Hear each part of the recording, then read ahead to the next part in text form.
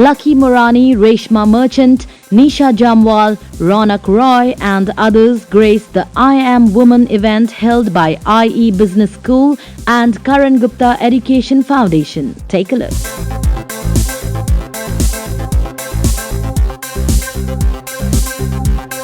17 years ago, a young student walked into my office. She was frail, simply dressed, very cheerful and eager to see me. She filled out some forms, waited patiently till I was ready to meet her. And when she sat across me, she explained her dream.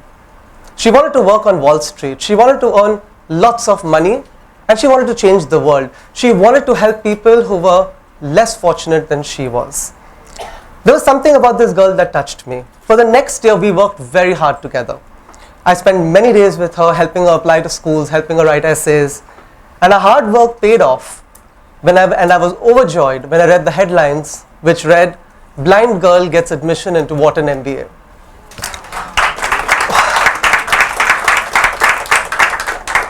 One meeting with this girl, just one meeting with this girl changed my life. I too wanted to make a difference and help people who, due to adversities, are unable to achieve their goals. And that was the birth of Karan Gupta Education Foundation. KGF's sole mission is to help the underprivileged and women empowerment. Author Diane Murray Child once said, "A woman is the full circle. Within her is the power to create, nurture, and transform." And this quote resonates with what we believe in. In my current job portfolio, which is House of Milk, I get to straddle two different worlds. One, which is the traditional world, where I deal with artisans and things like fast career or timelines or quality control. It's almost Greek to them. On the other hand, I have New Age, where I have to create a 360-degree experiential brand, which should be available on the palm of your hand. So you are seeing changes happening, but they are vastly different in both the worlds. But I also find that people need to reach out to all the government funds that are being created. The government is doing stuff to encourage women entrepreneurs. There's a fantastic tax haven that they have created, which is 3 years that you don't need to pay tax if you are a women entrepreneur. Corporates are changing their policies. They are their maternity leave, the sabbaticals that they take. They're creating creches. So NGOs are reaching out, creating funds and trying to encourage women to work. We are far from being able to have, to say that yes, women empowerment is happening across cities. But today, 10% of the workforce of entrepreneurs are women. S&P report, the index says that S&P 500 index says that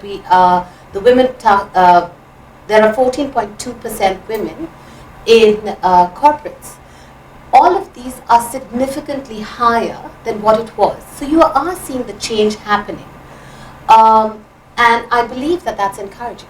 Women entrepreneurs need to think like men. I think women entrepreneurs need to think more like women. It's proven that women's instinctive sense and their common sense is way, way better than men, their male counterparts. And that provides them an edge over the men. So I feel if we think like women, I think we do a better job. I actually have a fundamental problem with the question. I don't think we should be bringing up our children to think differently. I don't think, and I think that's the symbolic order that needs to change. So I'm not going to go into the whole jargon of it. But the reality is that we have to stop thinking of strong, weak, good, bad, man, woman. It has to change. And so I don't believe that you've got to think like a man or you've got to think like a woman or you've got to think like, I think you've got to think like a human being. And today you've got to think like an environmentally conscious human being. We just need to be ourselves. If we are good at something, we should, show that to the people. If we want to speak our mind, we should say that. We shouldn't try and compare ourselves with anybody because, competition can happen with a woman. I can try and speak better than her. She can try and, outdo me. Competition is there at every level. As long as it's healthy, it's good. The man and woman bit, when we start focusing on that, I feel that creates a problem. I think in your head, you need to know what you want to say. Don't try and be like somebody else. If you're good at what you're doing, you are going to be accepted, you are going to be a winner. Emotions and nurturing skills affect women's businesses. And I want to start with Lucky on this one. Yes, it's proven that our emotions and nurturing skills do get in the way, because we are mothers, we are sisters, we are daughters, and especially in India, we are brought up to think like girls, to be more demure, to be more submissive. And what happens is in the business world, investors, executives find it very frustrating when women bring that aspect into business.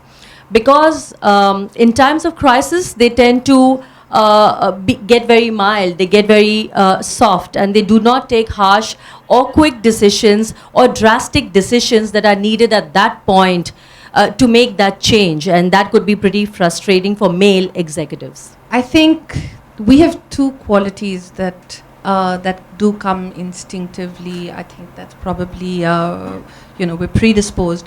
And one of those is prudence. And the other is compassion. And it does come a little bit more naturally to us. We have to always think. The female of the species is to think about the offspring, and so the prudence comes in there. Both of these, I think, used well, are outstanding advantages. They're advantages in how you grow your business. They're advantages in how you grow your team. I also think that these same two character traits in a lot of women can also work exactly the opposite, where compassion can be one of your overly compassionate or not with the right level of judgment can also be one of your feelings, as can prudence, because it holds you back from taking the right risks. Being women, being emotional, being nurturing, we are also better at long-term relationships. So we hold relationships better, which puts us at an advantage. So we understand customers, we understand consumers, we understand government, we understand economy, and we understand children, and we understand household expenses, which makes us good business women, just being there. So that is an advantage, because we are good at long-term relationships, at understanding people, and in the beginning I said we have better common sense and instinctive powers, so that gives us an edge. So of course, emotions do work, and nurturing skills, of course, set us apart as women and do give us an edge. Very good. And relationship building, that's interesting. I think that support is very individual. So I can tell you that I come from an all-female household.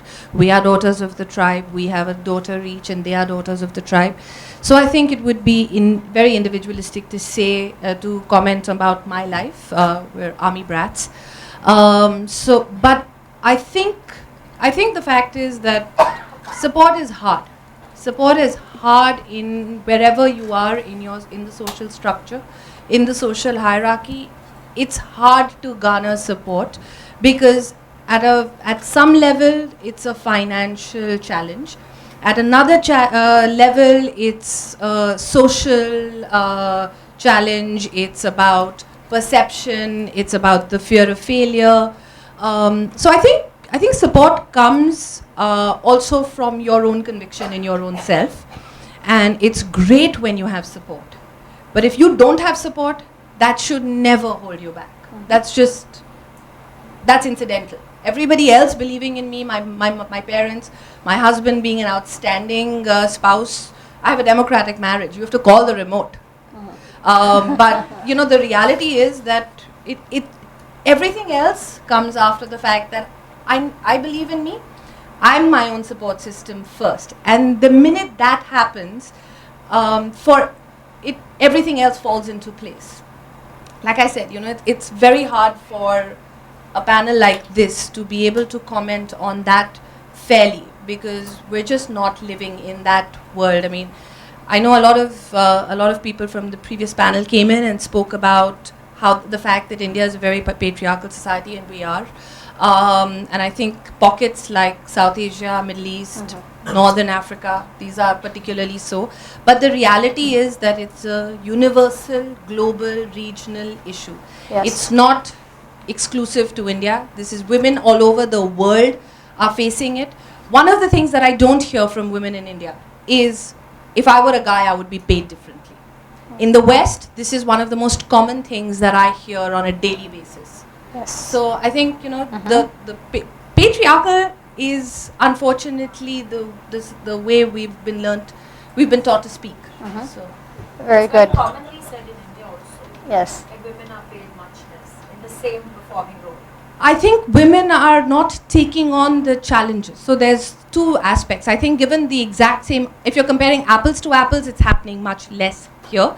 The reality is it's very hard in India to compare apples to apples because I'm a mom and a wife, and that takes precedence. I will choose roles that are different. So I think from learning to the labor, from the part-time to the full-time, from the choices in career, I think that's also, so there's dilution at every level.